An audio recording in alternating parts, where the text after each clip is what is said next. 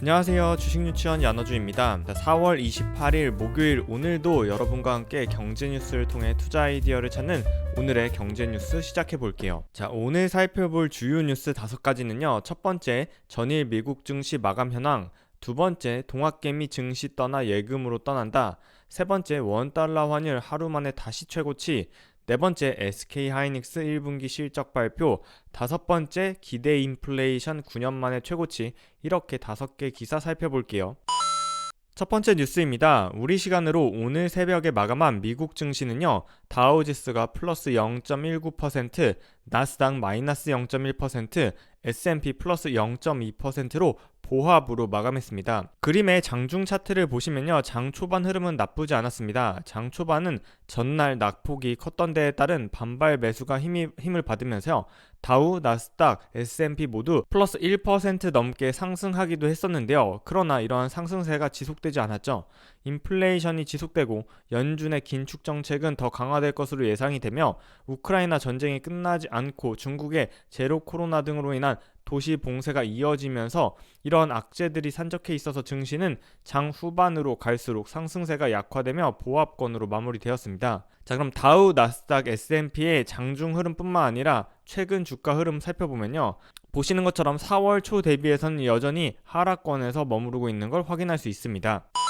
자, 두 번째 뉴스입니다. 주식을 받아치운 개미 군단이 안전한 예적금으로 몰린다는 동아일보 기사입니다. 최근 주식이나 가상자산 등 위험자산으로 향했던 시중 자금이요. 예금과 적금 등 안전자산으로 옮겨가는 역머니무브가 나타나고 있다고 하는데요. 물론 개인 투자자들은 증시에서 올해도 25조 원 넘게 코스피 주식을 사들였지만요. 가장 많이 순매수한 종목 10개 중 9개 종목이 주가가 하락했다고 하네요.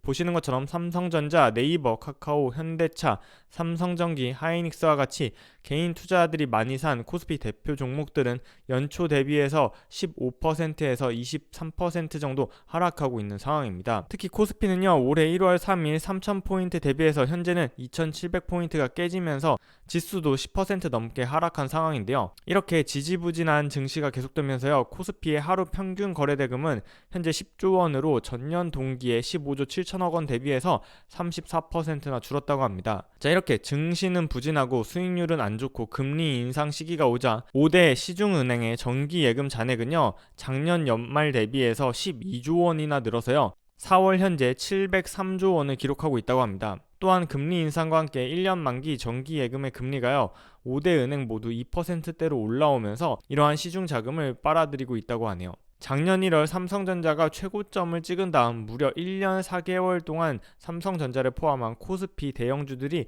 지지부진한 흐름을 보이자 많은 개미들이 증시를 떠나고 있는 것으로 보입니다. 자, 오늘 세 번째 기사는요, 바로 원달러 환율이 1260원을 돌파했다는 머니투데이 기사입니다. 아니, 안호주 어제 영상, 즉 4월 27일 경제뉴스 기사에서 원달러 환율이 1250원을 넘었다고 제가 2년 1개월 만에 최고치를 기록했다는 뉴스 전해드렸었는데요. 하루 만에 1250원에서 10원 올라서 1260원을 돌파한 거죠. 외환 당국은요, 국내 경제 위기감이 높아진 게 아니라 전 세계적으로 미국 달러화가 강세를 보이면서 나타나는 현상이니까 너무 걱정할 건 없다라고 얘기하고 있는데요. 실제로 전 세계 주요 6개국 통화 대비해서 달러 가치를 나타내는 달러 인덱스는요, 26일 기준으로 102선을 웃돌면서요, 2020년 3월 이후 가장 높은 수준을 기록하고 있다고 합니다. 자, 이렇게 원달러 환율이요, 하루 만에 10원 이상 오르면서 1265원에 이르자 이러다가 1300원까지 돌파하는 거 아니야 하는 생각이 드는데요. 김승혁 NH연구원은요, 현재 달러 강세 독주를 막을 재료가 부족하지만 올해 원달러 환율이 1300원을 넘길 가능성은 높지 않고 아마 이쯤 되면 외환당국이 구두 개입이 아니라 실제로 외환시장에 개입하지 않을까라는 생각을 하고 있습니다. 자, 다만 단기적인 환율의 움직임을 예상하는 건 사실 소용이 없는 일이기 때문에 원달러 환율이 언제까지 지속될지는 지켜봐야겠네요. 자, 네 번째 기사는요, 바로 SK하이닉스가 어제 실적 컨퍼런스 콜을 통해서 올해 1분기 매출을 공시했는데요. 1분기 매출 기준으로는 사상 최대를 기록했다고 합니다. SK하이닉스는요 27일 실적 컨퍼런스 콜을 통해서 매출이 12조 1조 원, 영업이익은 2조 8천억, 당기순이익 1.9조 원을 발표했는데요. 이는 전년 동기 대비해서 매출이 43%, 영업이익은 116%나 늘어난 수치입니다. 매출 자체만을 보면요 1분기를 기준으로 했을 때는 역대 최고치를 찍었고, 증권사의 컨센서스였던 매출 11조 7천억, 영업이익 3조 500억 원도 매출 기준으로는 컨센서스를 상회했고, 영업이익 역시 일회성 비용을 감안하면 컨센서스를 상회하는 수준이었습니다. 또한 SK하이닉스는 2분기부터 메모리 반도체 가격이 회복한다고 전망을 했습니다. 자, 이렇게 1분기 실적이 기대치를 뛰어넘은 SK하이닉스, 야노주는 4월 25일 날 올린 퇴근길 투자 고민 영상에서 SK하이닉스가 다시 찾아온 PBR 1배 가격이 기회일까라는 영상 올렸는데요. 4월 25일 종가가 10만 8천 원이었는데요. 화요일 날 잠깐 반등하는 듯 하다가 어제 다시 하락하면서 10만 8,500원을 다시 기록했죠. 10만 8,500원에서 생각보다 깨지지 않네 궁금하신 분들은요, SK하이닉스의 PBR 가격이 올해 기준으로 10만 5,500원이 PBR 1배 수준이라서 이쯤에서는 현재 지지가 나오고 있다라고 볼 수도 있겠습니다. 자, 오늘의 마지막 뉴스는요, 물가가 더 오를 거라는 기대 인플레이션이 9년 만에 최고치를 찍었다는 중앙일보 기사입니다.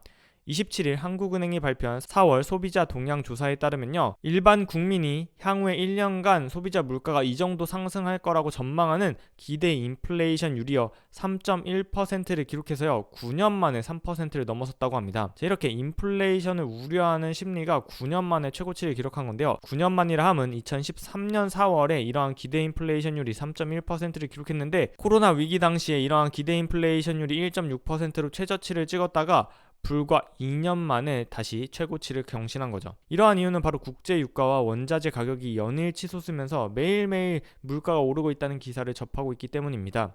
이러한 치솟는 물가를 억누르기 위해서 한국은행이 기준금리 추가 인상에 나설 것이라는 전망도 사상 최대를 이루고 있다고 하는데요.